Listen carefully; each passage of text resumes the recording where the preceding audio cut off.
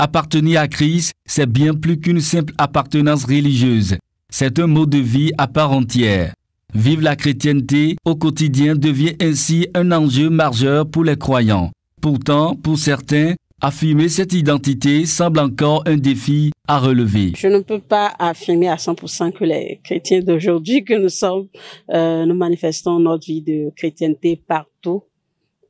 Parce que aujourd'hui, oui, nous avons reçu Christ, mais il y a beaucoup de compromissions. Certains qui se voient parfois dans l'obligation de retourner leur veste pour pouvoir se fondre dans la masse.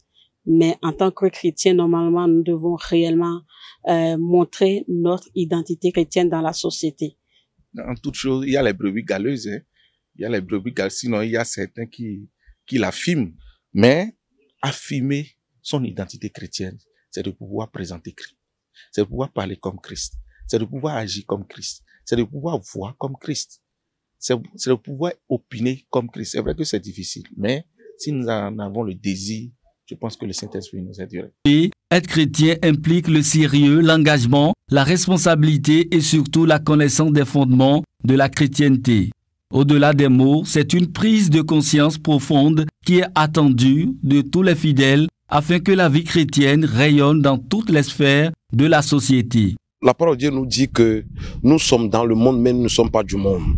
Cela voudra dire que nous, même si nous sommes au milieu des païens, au milieu des gens, des non-chrétiens, nous devons vivre comme Christ. Nous devons démontrer notre identité. Et quand on parle d'identité, c'est peut-être en Christ ou bien l'identité chrétienne, c'est quelqu'un qui se comporte comme Christ, quelqu'un qui a la vie de Christ en lui.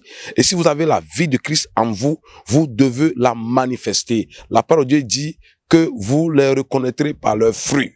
Et si le fruit ne se voit pas, vous pouvez dire que vous êtes chrétien, mais personne ne peut y croire.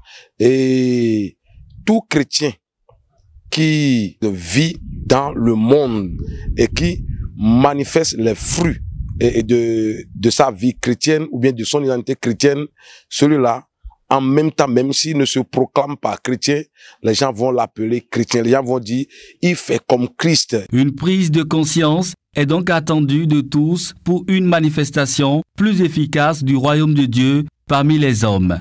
Cette réalité appelle chaque chrétien à incarner les valeurs de l'Évangile, non seulement en parole, mais aussi dans les actions et les comportements de chaque jour. Dans 1 Timothée 4, verset 12, l'apôtre Paul disait à son fils spirituel Timothée que personne donc ne méprise ta jeunesse.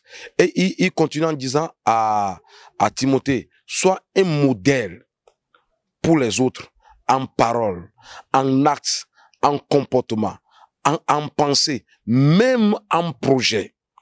Comme ça, là, si les gens, tout ce que vous faites, les gens lisent un bon comportement en vous qui honore le Seigneur, là, et on peut dire que vous êtes en train de manifester ou bien de démontrer le fruit de l'esprit. Si nous sommes aujourd'hui dans le Seigneur, partout nous sommes, en politique, au marché, et dans la vie sociale, dans la vie professionnelle, même dans nos familles. Malheureusement, aujourd'hui, il y a beaucoup qui sont là. Dans leur famille, on ne les reconnaît même pas comme chrétiens. Partout où nous sommes, nous devons manifester, démontrer, prouver que nous sommes vraiment des chrétiens. Pas seulement en parole, mais en acte et en comportement. Être chrétien, c'est donc le vivre en parole, en acte, en attitude et surtout au quotidien. Car comme l'enseigne la parole de Dieu dans Matthieu 5, verset 15, on n'allume pas une lampe pour la mettre sous le boisseau, mais on la place sur le chandelier afin qu'elle éclaire tous ceux qui sont dans la maison. Une invitation claire à tous les chrétiens à vivre pleinement la foi et sans compromis.